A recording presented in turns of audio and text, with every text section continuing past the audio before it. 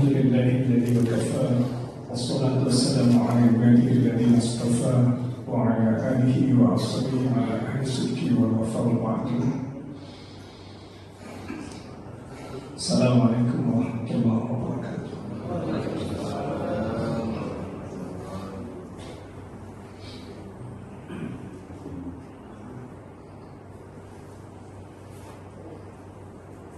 Para mahasiswa dan mahasiswi S4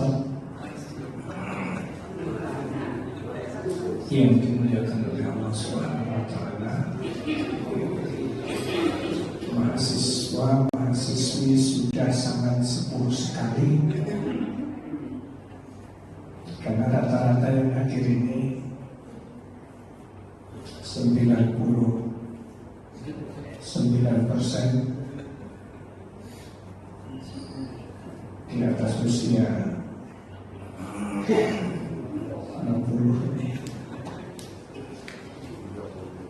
dan 30, Masya Allah. Alhamdulillah, tapi semangatnya masih semangat mahasiswa usia 23 tahun. Ini luar biasa. Kalau Bapak dan Ibu jamaah Allah masih Allah sisipkan pada diri kita ada hamasah al-aliyah litafaqquh fiddin. Ketika pada diri kita Allah sisipkan ada kemauan kuat, ada semangat untuk ngaji, untuk mempelajari ajaran agama, hadir di pengajian, mau menyempatkan waktu untuk mendengarkan kajian. Bapak Ibu berbahagialah bahwa Allah sedang menghendaki kita menjadi orang yang baik. Ada dalam bentuk individu yang dikehendaki itu satu keluarga, ada yang tidak semuanya. Kalau ada satu keluarga itu suami, istri, dan 3 anaknya, yang dikehendaki baik itu kadang istrinya, kadang suaminya, kadang suami istri, kadang anaknya yang dikehendaki yang menjadi orang yang baik, bapak ibunya enggak. Ada yang dikehendaki suaminya saja yang baik, istrinya, anaknya enggak. Sekelas Nabi Nuh alaihissalam, suaminya dikehendaki menjadi orang yang baik, Kan'an anaknya tidak dikehendaki menjadi orang yang baik. Maka dalam hadis itu yang sering kita dengar dalam bentuk individu disebutkan man yuridillahu bihi khairan yufaqihu fiddin. Kalau Allah menghendaki seseorang menjadi orang yang baik, baik kata Allah kehidupannya berarti akan dipandu, dibimbing dengan wahyu yang berujung baiknya itu Allah akan masukkan ke surganya. Cirinya adalah orang itu Allah fahamkan terhadap ajaran agamanya. Yufaqihu fiddin. Ada yang bentuknya itu yang dikehendaki itu satu keluarga. Satu keluarga itu Allah takdirkan menjadi orang yang baik semuanya. Hadisnya disebutkan idza aradallahu bi ahli baitin khairan. Apabila Allah menghendaki satu keluarga itu menjadi orang yang baik, maka satu keluarga itu suami, istri, anaknya, keluarganya itu Allah fahamkan terhadap ajaran agamanya. Tandanya, indikatornya hamasah al-aliyah litafaqquh fiddin. Keluarga itu, suami, istri, anaknya, cucunya itu punya semangat yang tinggi untuk ngaji, kalau bahasa kita gampangnya begitu. Meluangkan waktu untuk ngaji, bukan menunggu waktu luang untuk ntar lah. Kalau ada waktu luang baru ngaji, berarti itu nunggu waktu luang. Tapi kalau meluangkan waktu, sudah memang diplot. Jadi kalau ada kajian di sini, saya dan keluarga harus hadir. Untuk apa? Kalau satu keluarga itu biar kalau ngaji semuanya untuk apa? Yang pertama, sahihul akidah, agar kesamaan akidahnya satu sama yang lain, keyakinannya itu sama. Kemudian sahihul ibadah, agar kualitas ibadahnya sama. Kenapa? Karena ilmunya sama. Coba, kalau ilmunya nggak sama, dari dulu sampai sekarang saja yang diributin tidak jauh-jauh dari itu. Halo Bang. Oh, masih nyambung ini? Ini kalau ngisi kajian subuh, apalagi puasa gitu ya, sahurnya kekenyangan itu agak beresiko gitu. Kelihatannya khusyuk gitu, dengerin kayaknya gitu ya. Mudah-mudahan nyambung beneran. Karena begini, Bapak dan Ibu, kenapa sih keluarga itu, suami, istri, dan anak-anaknya itu mesti harus kesamaan dari sisi akidahnya, dari sisi ibadahnya? Untuk apa? Biar di dalam rumah sendiri itu tidak bergesekan antara satu sama lain. Kalau dalam keluarga saja sudah gesekan, beda paham gitu maksudnya, karena ilmu yang didapat beda, itu akan terjadi masalah. Seumpama nih, satu keluarga besar masjid ini, imamnya baca Alhamdulillahirabbil alamin Ar-Rahmanir Rahim Maliki yaumiddin Iyyaka na'budu wa iyyaka nasta'in Ihdinas siratal mustaqim Siratal ladzina an'amta 'alaihim ghairil maghdubi 'alaihim waladdallin.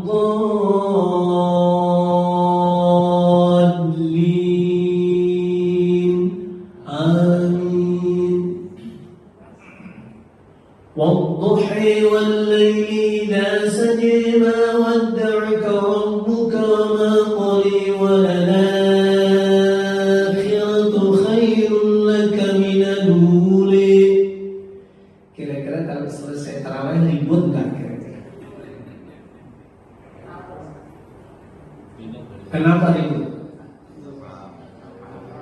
Karena yang satu jamaah sebagian ngaji, oh itu bacaan riwayat Warash, bacanya seperti itu. Kalau ditarik ke atas, maksudnya Nabi itu pernah didatangi malaikat Jibril.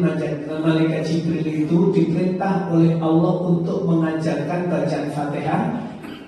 Ihdinas siratal mustaqim siratal ladzina an'amta 'alaihim ghairil maghdubi 'alaihim waladdallin.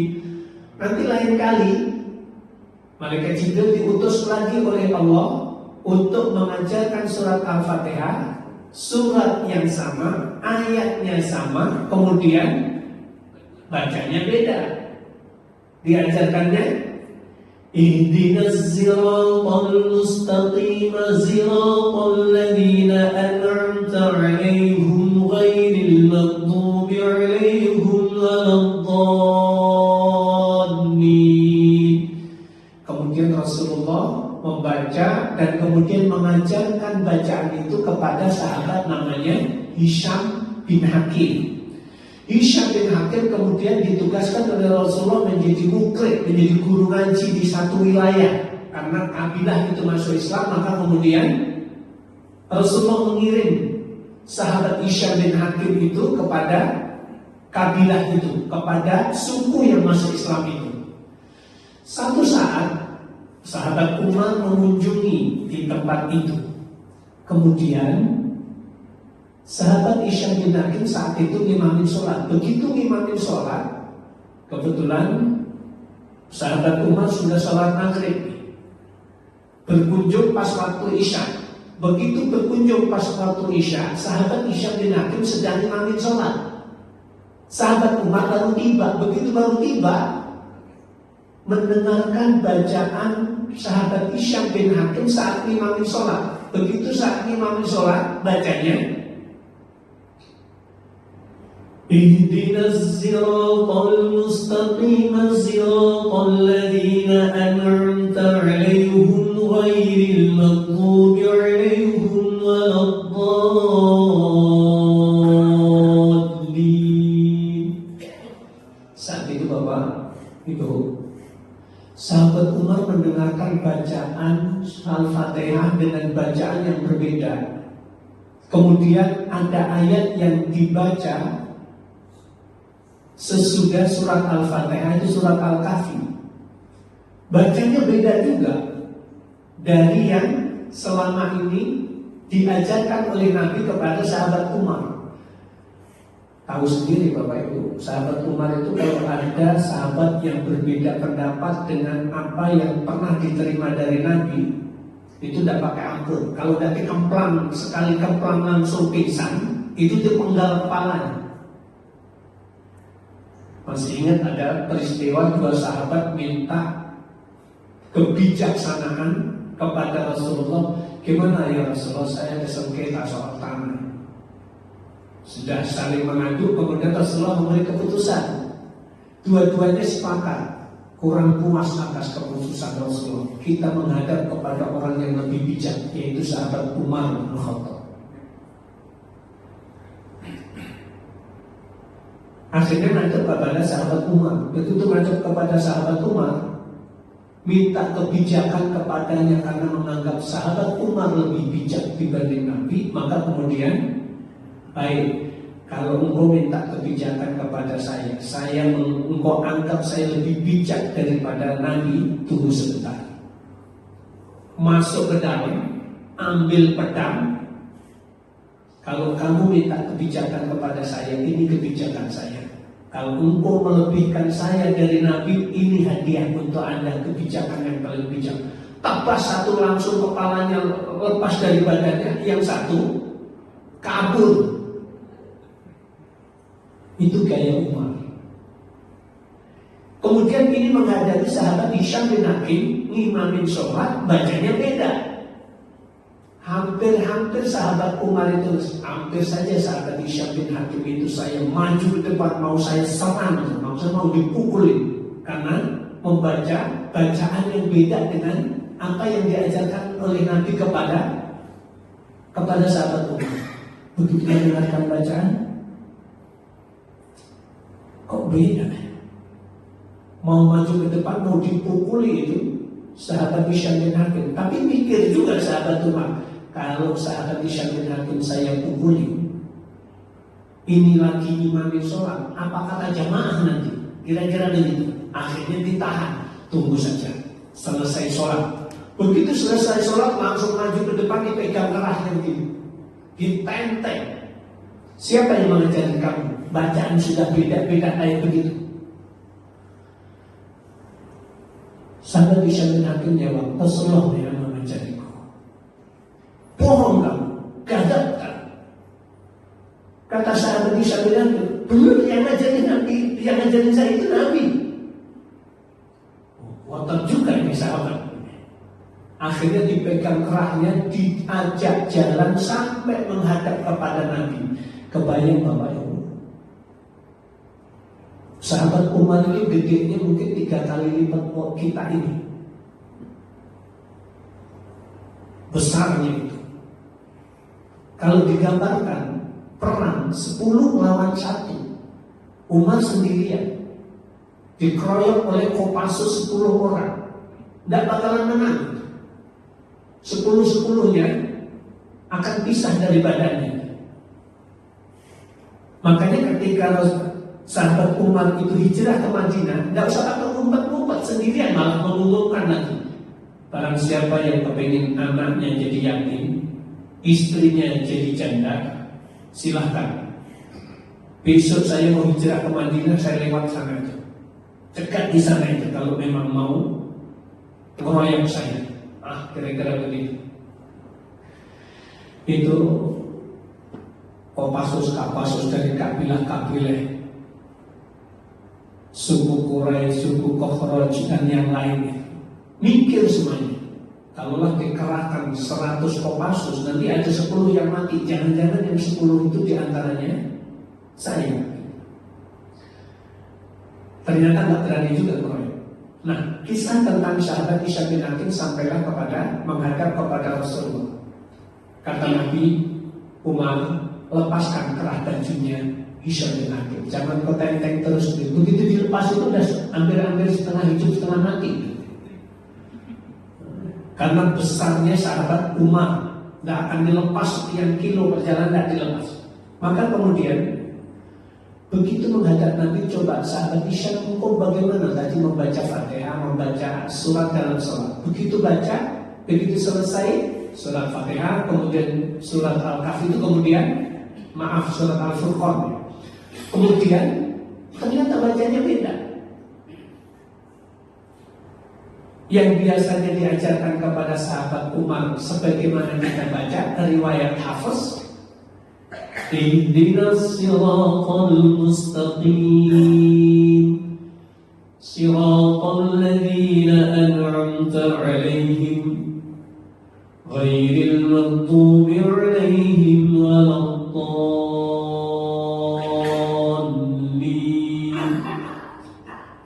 Kalau yang paling gampang kita baca, perbedaannya itu ayat yang kita hafal, surat yang kita hafal. Wadduhi wal-laili idza saji. Kalau kita biasanya riwayat hafiznya wadduha wal-laili idza saja ma wadda'aka rabbuka wa ma qala. Kata Nabi, hakadha unzila. Seperti itulah ayat itu diturunkan kepadaku.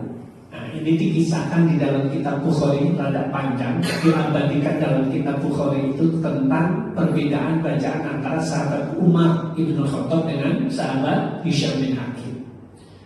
Jadi kalau ada perbedaan pendapat tentang bacaan, sekarang mau ribut gitu Pak, terlambat kita. Ributnya itu terlambat, kenapa? Sudah didului sama sahabat Umar Ibn Khattab dengan Hisham bin Hakim.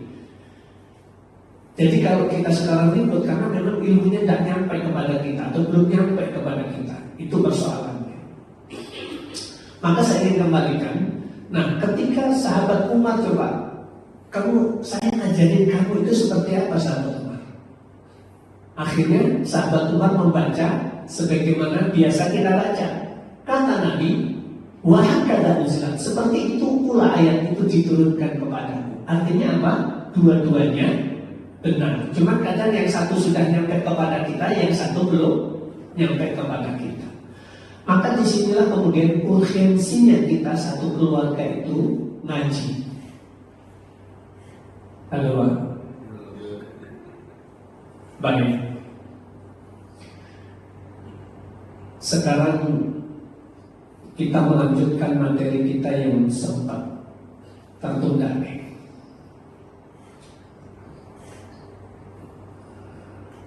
Mohon maaf Pak Warsono jadi absen terus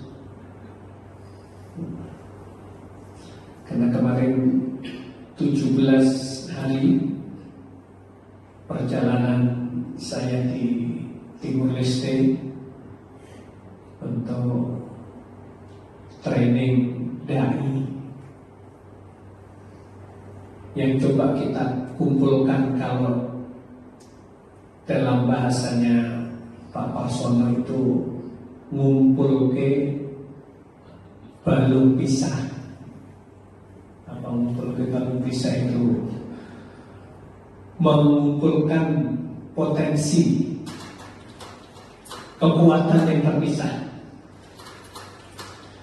Tahun 83 Bapak Dr. Muhammad Natsir 76 mengirim dai, guru-guru ngaji di wilayah Timur saat itu sebelum terpisah dengan Indonesia. Kemudian mengirim lagi tahun 83, 86 kirim guru ngaji untuk mengajarkan ngaji di Timur. Kemudian ketika memisahkan diri menjadi negara sendiri menjadi Timor Leste. Banyak dai yang kemudian Allah takdirkan saat itu berangkat masih jejaka dan kemudian diambil menantu oleh raja-raja yang ada di Timor Leste. Salah satunya adalah Ustaz Bisri namanya, itu orang Lamongan, kemudian menjadi salah satu menantu raja Timor Leste sampai sekarang. Coba kita kumpulkan guru-guru ngaji itu dan juga guru-guru ngaji muda, kita upgrade, kita training. Alhamdulillah berjalan terus berlangsung di perbatasan Atambua, Indonesia Timor Leste, dan kemudian berlanjut di Kupang. 9 hari perjalanan pulang ke Jakarta, berlanjut di Kalimantan Tengah. Kalimantan Tengah selesai, berlanjut di Kalimantan Selatan. Itu juga di pedalaman-pedalaman mana? Di saudara-saudara, di tempat itu, di tempat saudara-saudara kita mu'alaf yang ada di pedalaman. Alhamdulillah malam Ramadan baru sampai di Jakarta dan langsung diinpus karena sudah kehabisan tenaga itu. Saya harus dirawat dulu. Tapi kemudian kemarin absen minta ditukar jadwalnya kalau memungkinkan. Alhamdulillah masih ada kesempatan. Baik, jemaah rahmatullah, ada satu poin di ujung kajian ini, kurang lebih ada 17 menit ke depan. Dari poin ini ada satu hal yang belum tersampaikan, ada dua.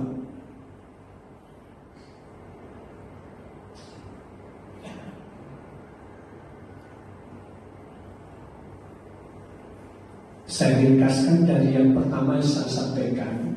Bapak Ibu, kalaulah kita sadari bahwa sisa umur kita itu sudah tidak lama lagi, yang harus kita lakukan adalah Pak, Abang berapa Pak usia sekarang? 73. Berarti dapat bonus 3 tahun. Sekali lagi, kata Nabi, amalu ummati ma baina sittin ila sabi'in. Standar usia umatku adalah antara 60 sampai 70 tahun. Jadi sekali lagi saya mengingatkan ulang nih, bapak-bapak, ibu-ibu yang sekarang usianya 59 tahun lebih 11 bulan, kalau Allah takdirkan sampai 60 tahun, tinggal berapa lama lagi? 1 bulan. Itu pun kalau sampai. Kenapa? Rasul katakan wa aqalluhum man yajuz dzalik. Umatku itu yang usianya di atas 70 itu ada, tapi tidak banyak. Coba hitung aja di sini. Yang 71, 72 sampai 80 ada berapa di sini? Coba 7 berapa? Apa? 71. Oke, 73. Abah 7 berapa kira-kira? Di belakang 7. Nah, di sini kita hitung cuma 4 orang yang di atas 73. Oke. 1, 2, 3, 4 ya. Benar kata Nabi kan disebutkan wa aqalluhum, yang usianya di atas 70 itu sangat sedikit. Kenapa? Karena rata-rata 60 sampai 70 itu rata-rata dipanggil oleh Allah. Kenapa? Karena itu memang standar usia umat Nabi Muhammad. Makanya kita diingatkan, kalau kita itu kemudian sudah masuk wilayah usia 40 tahun, ingat, jatah usiamu sudah lebih banyak yang kau pakai dibanding sisanya. Semakin kita usianya itu berkurang, dalam hitungan kita mengatakan bertambah, maka kemudian jatahnya itu akan berkurang. 55 kalau sampai 60 tinggal 5 tahun. Sekarang saya 56 berarti 4 tahun lagi. Itu pun juga kalau sampai, kalau nggak nyampe, hak prerogatif Allah. Soal kapannya itu soal hak prerogatif Allah. Tapi yang harus kita lakukan yang pertama, al-musaba'ah ila amalin shalih. Kita mesti harus melakukan akselerasi amal soleh, percepatan di dalam beramal soleh. Di mana saja ada peluang melakukan amal soleh, kita jangan pernah absen. Lakukan saja semampu kita. Karena kecerdasan kita itu diukur oleh cepatnya ambil keputusan untuk mengambil bagian di dalam beramal soleh. Kemudian yang kedua adalah maksimalkan syukur kita kepada Allah Subhanahu wa Ta'ala. Pastikan dengan segala kelemahan yang ada pada diri kita, yang ada kelebihan pada diri kita, pastikan semuanya kita manfaatkan untuk meningkatkan syukur kita kepada Allah. Pastikan setiap ucapan dan perbuatan yang kita lakukan Allah senang, Allah ridho, Allah suka, dari mulai terbitnya mata kita sampai terbenamnya mata kita. Kemudian yang ketiga, ini poin-poin yang sudah kita sampaikan ya. Yang ketiga adalah al-ihtimam bidurriyah as-shalih was-shalihah.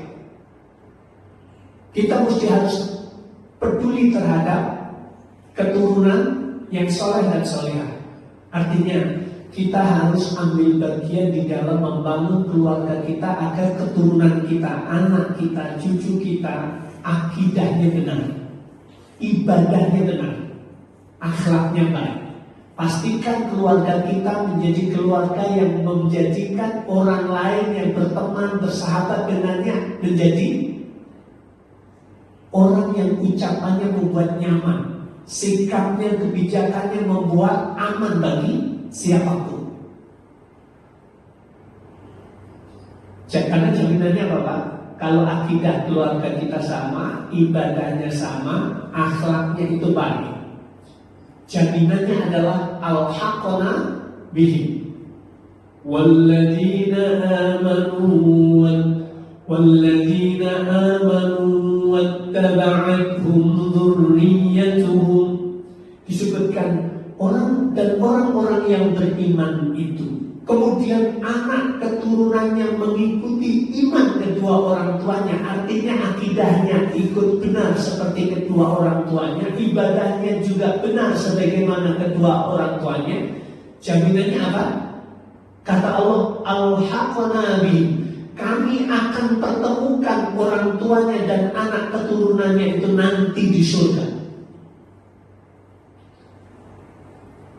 Jadi sangat besar peluangnya bagi kita untuk menjadikan keluarga kita itu Allah satukan di surganya nanti. Tapi syaratnya adalah keluarga kita mesti imannya benar, keturunan kita imannya benar, kemudian akhlaknya baik, ibadahnya juga benar.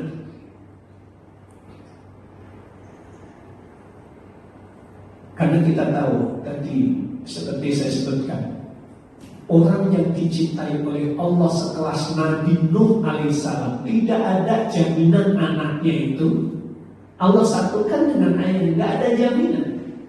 Apalagi kita Nabi, bukan dijamin masuk surga juga belum tentu.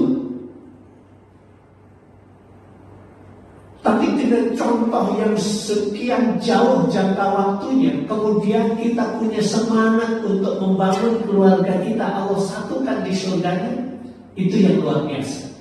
Dan yang penting, paling penting Bapak Ibu, doa ini, wa aslih li fi dzurriyyati, ya Allah ya Rabb, berilah kebaikan kepadaku dengan memberikan kepada anak cucuku. Kira-kira sama enggak Pak? Cita-cita kita antara doa yang Allah ajarkan kepada kita dengan mau kita sama enggak kira-kira? Ya Allah, berikan kebaikan kepadaku dengan memberikan kebaikan kepada anak cucuku. Jadi yang kita inginkan apa Pak? Kalau kita itu pendidikannya dulu alumni SMA, yang kita minta anak keturunan kita, ya Allah, jadikan pendidikannya S1. Kalau kekayaan kita, aset omsetnya setiap bulan itu kita itu 5 juta, kita berharap ya Allah jadikanlah anak keturunan punya 10 juta. Pasti ingin kita lebih baik. Allah takdirkan kerja anak kita di Pertamina. Begitu kerja di Pertamina, gajinya berapa? Pertamina Pak? Halo, ada yang Pertamina di sini? Pak Nur? Ada Pak Nur? Anak saya, kurang lebih berapa infonya ini? Tidak pernah ngomong. Katakanlah gajinya itu setiap bulan katakanlah 15 juta. Di luar bonus ya, di luar bonus. Kalau gajinya setiap bulan 15 juta, kemudian di Indonesia rada tidak betah, pindahlah ke Qatar. Begitu pindah ke Qatar, ternyata doa kita Bapak sebagai orang tua, ya Allah perbaiki, ya Allah ekonomi anak keturunan lebih baik dariku. Allah takdirkan dari Indonesia di Pertamina punya posisi yang gajinya sudah 25 juta, akhirnya pindah ke Qatar karena ada tawaran kerja di Qatar, negara Qatar. Begitu pindah ke sana berapa Pak gajinya? Berapa? Satu orang 225 juta. Karena saya tahu, karena saya sudah 2 kali ke sana ngisi kajian orang-orang Indonesia yang di Qatar, di kedutaan Indonesia yang di Qatar, kemudian baru keliling komplek orang Indonesia yang di sana. Begitu dapat informasi, kemudian saya coba tawarkan, Bapak, Ibu, mau nggak ambil bagian mengirim dai di pedalaman? Karena satu dai 25 juta, kita kirim satu orang ditempatkan di pelosok negeri untuk ngajar ngaji para mu'alaf dan du'afa, ngajarin agar akidahnya benar, ibadahnya benar, bisa wudhu dengan baik, bisa sholat dengan baik. Kalau karena dai yang kita kirim, maka kebaikan yang Allah berikan kepada dia, dainya dan juga orang yang mengirim dai ini adalah kebaikan yang Allah berikan lebih baik dibandingkan dunia ini seisinya. Kata Nabi, khairum minad dunya wa ma fiha. Bapak Ibu mau apa enggak ambil bagian mengirim dai? Satu dai saja. Ternyata Bapak Ibu, kalau di Qatar itu ada yang ambil, Ustaz, saya ambil 10 dai selama 1 tahun. Berarti 25 juta kali 10. Kemudian Ustaz, saya ambil 5. Sementara saat itu yang kita kirim 225 dai. Dari 5 titik yang kita ngisi pengajian, itu satu isi pengajian itu tidak jauh dari ini lah. Sekitar 50, 80, 100 orang yang datang. Karena ya jumlahnya orang Indonesia cuma itu yang bisa, tidak banyak. Tapi subhanallah Bapak Ibu, dapat itu untuk mengirim dai selama 1 tahun selesai.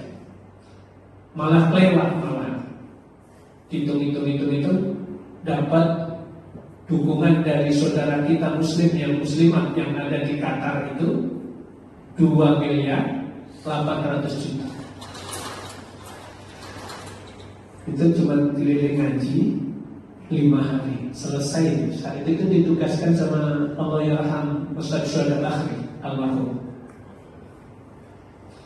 Bilang, Nur, kamu pergi ke Qatar, cari uang untuk ngirim dai. Ini ada dai kita 225 dai yang akan kita kirim, duit nggak ada, untuk pergi nyari duit. Alhamdulillah itu selesai. Jadi ini saya ceritakan Bapak dan Ibu, bentuk akselerasi amal soleh. bentuk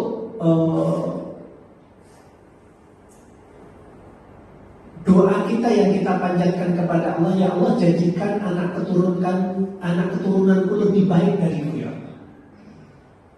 Termasuk yang diharapkan oleh orang tua kita itu bapak dan ibu. Ya Allah ya Rabb, kalau saya punya dosa ya Allah, jadikan anak keturunanku itu berperan hadir untuk menjadikan dosa-dosaku itu terhapus oleh karena keberadaan anak keturunanku. Ya Rabb, kalau aku sudah di alam barzakh, kalau diriku sudah meninggal dunia, ya Allah, jadikanlah harta yang dimiliki oleh anak keturunanku itu berperan menjadikan datangnya pahala untukku, menjadikan tambahnya pahala untukku ya Allah. Ini maksud doa ini seperti itu Bapak. Makanya kemudian kalau orang tua sudah meninggal, apa peran yang harus kita lakukan dari harta yang kita miliki? Kita sedekah jariyah untuk kedua orang tua kita yang sudah tiada, yang sudah beda alam. Kita wakaf untuk kedua orang tua kita. Katakanlah kalau waktu subuh begini, setiap pagi kita masukkan uang 5.000 rupiah di kotak amal di masjid ini. Kita sedekahkan, ya Allah, saya niatkan 5.000 rupiah ini untuk sedekah jariyah untuk ayah dan ibu yang sudah tiada. Nanti mau bawa lagi 2.000, asar 2.000, maghrib 5.000. Insya Allah apa yang kita lakukan itu Bapak dan Ibu, hakikatnya harta yang kita sisihkan itu berperan untuk menambahkan pahala yang ada pada kedua orang tua kita, sekaligus akan menjadi penghapus dosa yang ada masih kebawa oleh kedua orang tua kita di alam barzakh. Ketika di dunia sebagian sudah diampuni oleh Allah karena bertobat kepada Allah atas kesalahan dan kekurangan orang tua kita, tapi masih ada sebagian dosa yang masih kebawa sampai di alam barzakh. Maka peran kita sebagai anak disitulah yang akan menghadirkan terhapusnya dosa untuk kedua orang tua kita. Akhirnya benarkah kita ini harta yang kita miliki itu hadir untuk terhapusnya dosa kesalahan kedua orang tua kita? Kita memintakan ampun, alhamdulillah sudah, ya Allah, ampuni kedua orang tuaku ya Allah, ampuni kesalahan kedua orang tuaku ya Allah, berikanlah kasih sayang untuknya orang tuaku yang sudah di alam barzakh ya Allah, ampunkan dosanya, lapangkan kuburnya, tempatkan di tempat yang terbaik. Tapi di antaranya Bapak dan Ibu, sedekah jariyah. Kalau kita sampai hari ini kita masih ada sedekah rezeki yang Allah titipkan, teruslah berperan kita sisihkan untuk kedua orang tua kita. Untuk apa? Kita berharap nanti kalau kita sudah tiada, anak keturunan kita juga memperlakukan sebagaimana yang kita lakukan untuk ayah dan ibu kita. Ini satu poin dalam kesempatan ini yang bisa saya sampaikan, mudah-mudahan ini menjadi renungan bagi kita semuanya. Yang terus harus kita tanyakan, kalau kita pagi hari sudah digerakkan oleh Allah untuk menuju masjid, kita itu melakukan sholat berjamaah, tapi ada satu hal yang tidak boleh kita lupakan, bahwa di pagi hari ada dua malaikat yang Allah utus untuk hadir di muka bumi ini mendoakan kita. Satu, ditugaskan oleh Allah untuk mendoakan orang yang berinfak di pagi hari. Maka infak atau sedekah jariyah atau apa wakaf yang kita keluarkan itu, pastikan orang tua kita dapat pahalanya, kita pun juga dapat pahalanya. Dan yang kedua, kita dapat doa dari para malaikat itu. Apa doanya? Ya Allah ya Rabb, berikanlah keberkahan, berikanlah kemudahan, berikanlah kelapangan dalam hidup dan kehidupannya orang yang pagi hari ini berinfak ya Allah.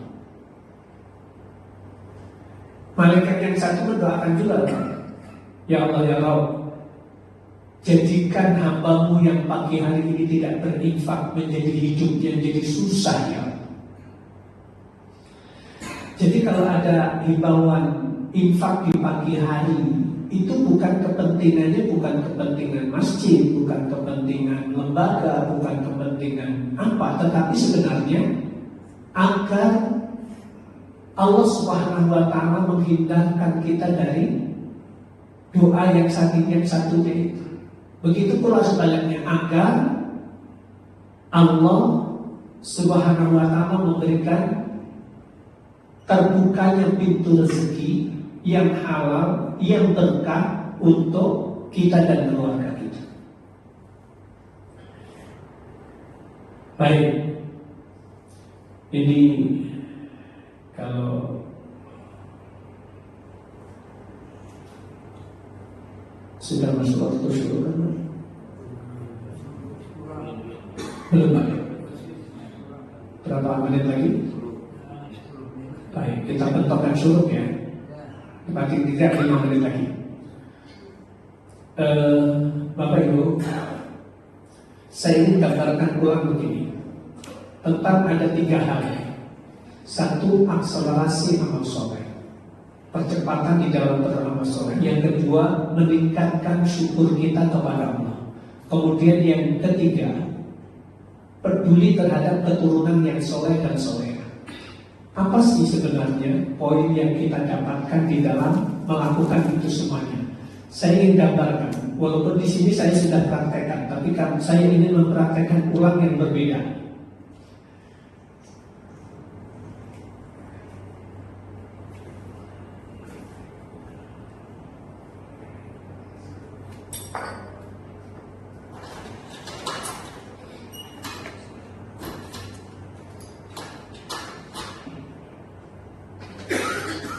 Jadi Bapak Ibu, kita hadir di muka bumi, Allah takdirkan dalam keadaan yang sama. Kullu mauludin yuladu ala fitrah. Setiap bayi yang dilahirkan dalam keadaan bening, bersih, tidak punya dosa, tidak punya salah. Sementara Rasulullah katakan, innal mu'mina idza adnaba dzamban fi qalbihi nuqtatun sauda. Setiap orang yang beriman itu, kalau dia berbuat dosa, ada titik hitam yang mengotori. Sekali berbuat dosa, ada titik hitam seperti ini. Yang satu ini juga berbuat dosa juga, ada titik hitam, meninggalkan sholat. Yang ini juga akan meninggalkan sholat, ngomong jorok, menghina orang, merendahkan yang lain. Terus perilaku dosa terjadi dalam hidup dan kehidupan 2 orang yang berbeda ini. Sampai kemudian dalam kehidupannya itu Rasulullah katakan, karena banyaknya dosa yang orang itu lakukan, maka di dalam hatinya itu wadzalika ron, itulah titik hitam yang menjadikan hati seseorang itu hitam. Sebagaimana disebutkan dalam surah Mutaffifin, kalla bal rana ala qulubihim ma kanu yaksibun. Sekali-kali tidak. Apa yang menjadikan orang itu hatinya hitam kelam seperti itu adalah bima kanu yaksibun, karena perbuatan dosa yang orang itu lakukan.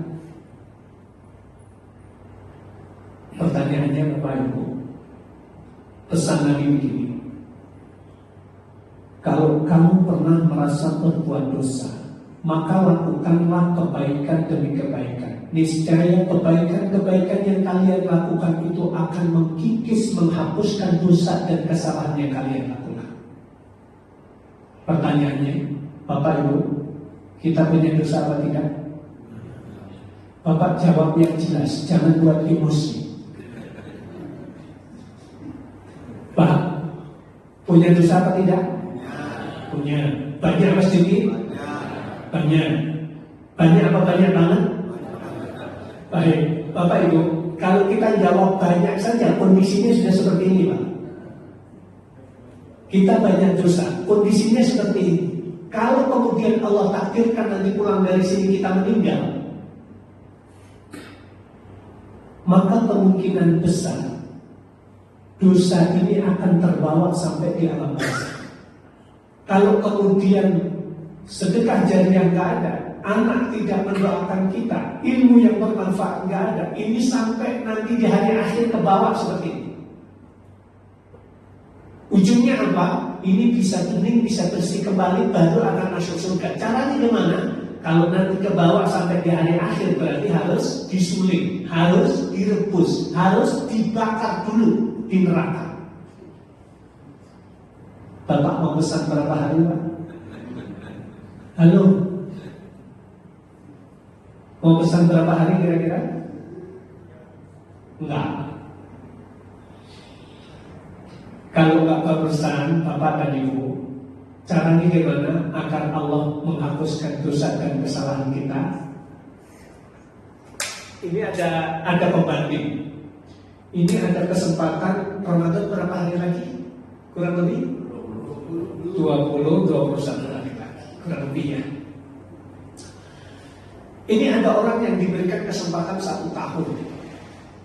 Dia melakukan amalan-amalan yang baik. Jadi pesan Nabi tadi, lakukanlah perbuatan-perbuatan yang baik, niscaya perbuatan yang baik itu akan menjadikan datangnya ampunan dan penghapusan dosa dari Allah Subhanahu wa taala. Jadi kalau kita itu melakukan amal soleh, Bapak Ibu, infak, terus kita lakukan, sedekah jariah kita lakukan. Begitu adzan, Allahu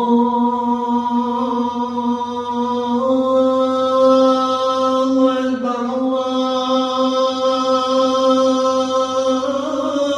Akbar.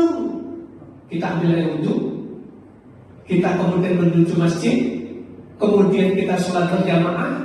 Yang kita lakukan itu, Bapak, akan berdampak seperti ini. Kita ada rezeki, kemudian berangkat umroh. Kita menjaga lisan kita agar orang lain aman dan nyaman dari ucapan dan perbuatan kita. Artinya kita menerapkan akhlak yang baik dalam kehidupan. Sampai kemudian dalam perjalanan hidup dan kehidupan kita berinfak, kita sedekah, kita menjaga lisan kita menjaga akidah kita, menjaga ibadah kita. Sampai kemudian Allah takdirkan berakhir kehidupan kita. Tidak bisa berinfak lagi, tidak bisa sedekah jariah lagi, tidak bisa sedekah datang ke masjid lagi, tapi didatangkan ke masjid untuk disolati. Maka Bapak dan Ibu, kalaulah kemudian dalam perjalanan hidup kita sudah berakhir, tidak bisa melakukan apa-apa lagi 1 tahun ini, kita memprosesnya sampai seperti ini, tapi masih ada 5% yang belum bening, belum bersih. Maka proses ini Bapak dan Ibu, ini harus dibersihkan ketika di alam barzakh. Siapa yang harus membersihkan? Anaknya lah yang bisa. Dari doa yang kita panjatkan kepada Allah. Ingat, walaupun usia kita 50, 60, 70, 80 tahun, kita statusnya tetap anak bagi ayah dan ibu kita. Jadi selama kita masih hidup di dunia, berperanlah untuk memintakan ampun dan kasih sayang Allah untuk ayah dan ibu kita, baik yang masih ada atau yang sudah tiada. Yang kedua, sedekah jariahlah untuk ayah dan ibu kita, wakaflah untuk ayah dan ibu kita, agar pada akhirnya nanti juga akan diikuti oleh anak keturunan kita. Tapi ada orang yang dikasih kesempatan waktu cuma 21 hari ke depan. Akhir Ramadan, pas malam takbir dipanggil oleh Allah. Tapi orang ini cerdas di dalam memanfaatkan kesempatan yang cuma 20. Ini 1 tahun. Lebih banyak kan? Airnya tadi lebih banyak kan? Yang ini lebih sedikit. Orang ini cerdas memanfaatkan bulan Ramadan yang mulia ini dengan melakukan amalan-amalan yang baik dimaksimalkan betul di bulan Ramadan. Sedekah jariah juga diniatkan untuk kedua orang tuanya, memang disiapkan betul. Ini untuk infak untuk kedua orang tua saya. Ini hadiah untuk kedua orang tua saya. Doa terus kita panjatkan kepada Allah. Waktunya tidak lama yang dilakukan, cuman 21 hari sampai akhir Ramadan. Begitu dilakukan, walaupun kesempatan waktunya sedikit, dosanya antara kedua orang ini sama. Yang satu prosesnya 1 tahun di dalam melakukan kebaikan, tidak bisa bening beneran. Yang ini cuma 21 hari, tapi bisa bening bersih kembali. Maka disinilah Bapak dan Ibu, kalau kita melihat perbandingan ini menandakan bahwa kecerdasan seseorang di dalam memanfaatkan kesempatan peluang di bulan Ramadan. Kalau orang itu memaksimalkan betul, maka Allah akan takdirkan menjadi orang yang hatinya bening bersih seperti ini di akhir kehidupannya. Halo Pak, bisa difahami ini? Inilah yang kemudian disebut oleh Nabi dalam kisah sahabat yang mengadu kepada Rasulullah, ya Rasulullah, ini saya bermimpi ketemu dengan dua sahabat.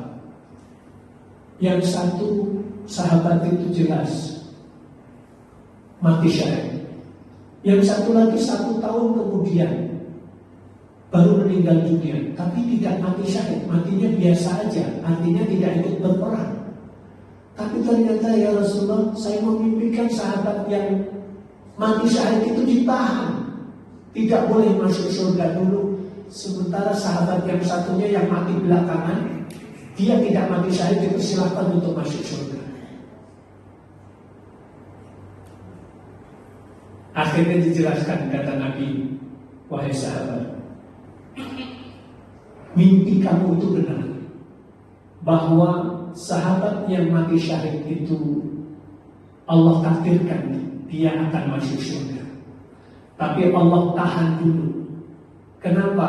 Karena ada orang yang meninggal belakangan, tapi kemudian dosanya diampuni oleh Allah Subhanahu wa Ta'ala karena sahabat ini ketemu di bulan Ramadan dan kemudian memaksimalkan ibadahnya di bulan Ramadan, kemudian diampuni dosa-dosanya oleh Allah di bulan Ramadan itu, dan kemudian dipersilahkan oleh Allah untuk masuk surga duluan karena dosa dan kesalahannya diampuni oleh Allah dengan memaksimalkan ibadahnya di bulan Ramadan.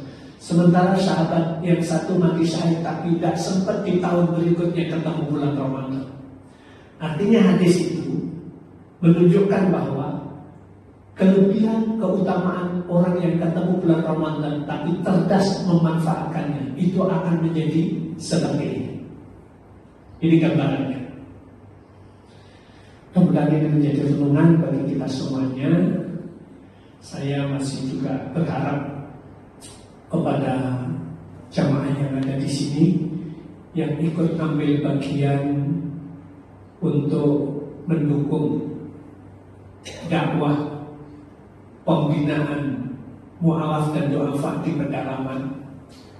Kebetulan yang ada di Nusa Tenggara Timur ada 17 guru ngaji yang kita kirimkan. Kemudian selebihnya ada di Kepulauan Mentawai, Sumatera Barat, dan ada di Pulau Buru Selatan, Maluku. Ini kita tugaskan dalam rangka agar saudara-saudara kita yang sudah masuk Islam itu, atau saudara-saudara kita yang memang masih awam di pedalaman itu, akidahnya menjadi benar, ibadahnya menjadi benar, akhlaknya menjadi baik. Saya ingin katakan, Bapak Ibu jangan kalah sama Saifuddin Ibrahim yang sekarang pendeta yang jadi gelandangan di Amerika itu sudah sempat 2 kali datang ke tempat orang-orang yang masuk Islam yang kita bina selama ini. ngasih paket, satu paket yang diberikan 1,5 juta paket sembako, diberikannya di dalam gereja. Dan kemudian orang-orang yang sudah masuk Islam itu diundang untuk datang ke gereja mengambil paket. Sebelum paket itu diterima untuk mengucapkan doa syukur, tapi versi mereka kan tentunya. Itulah cara mereka melakukan pendekatan agar kembali lagi kepada keyakinan semula. Tapi dengan dai yang kita kirimkan, akhirnya alhamdulillah sampai hari ini tidak ada satupun saudara kita yang kembali ke agama semula, karena memang terbina dengan baik. Dan kita sapa dengan memberikan sembako satu orang, kita berikan nilainya tidak banyak, 250.000 rupiah. Itu untuk minyak, untuk Indomie, untuk beras. Tapi dengan begitu, karena yang memberikan dai kita, tentu saja itu ikatan emosinya itu menjadi lebih baik, keislamannya menjadi lebih baik. Tapi alhamdulillah jamaah di sini sudah sebagian sudah ambil bagian dalam mendukung pengiriman guru ngaji ini. Saya dalam akhir pertemuan ini saya ucapkan doa, ajarakumullah fima a'taitum wa barakallahu fima abqaitum wa ja'alallahu lakum tahurun wa jazakumullah khair. Semoga Allah Subhanahu wa taala senantiasa memberikan berkah kepada harta yang disedekahkan para muslimin, kepada harta yang memberikan berkah pula kepada harta yang masih dimiliki, dan semoga Allah Subhanahu wa taala membalasi dengan balasan yang lebih baik. Jadi masih terbuka untuk Bapak dan Ibu untuk ambil bagian mendukung kegiatan pengiriman guru ngaji ini dalam rangka menguatkan akidah, membetulkan ibadah, membangun akhlak Islami untuk saudara-saudara kita mu'alaf yang ada di pedalaman. Kurang dan lebihnya mohon maaf yang sebesar-besarnya. Subhanakallahumma bihamdika asyhadu an la ilaha illa anta astaghfiruka wa atubu ilaik. Sekali lagi, nanti kalau ada yang butuh PowerPoint PDF-nya, nanti saya kirim pulang ke Pak Parsono, silahkan minta biar bisa dibaca selengkapnya. Karena ini ada kalau nggak salah 23 slide atau 33 slide. Kalau ditulis di buku ada 210 halaman. Jadi baca slide-nya saja yang paling gampang. Subhanallah wa bihamdika asyhadu an la ilaha illa anta astaghfiruka wa atubu ilaik. Assalamualaikum warahmatullahi wabarakatuh.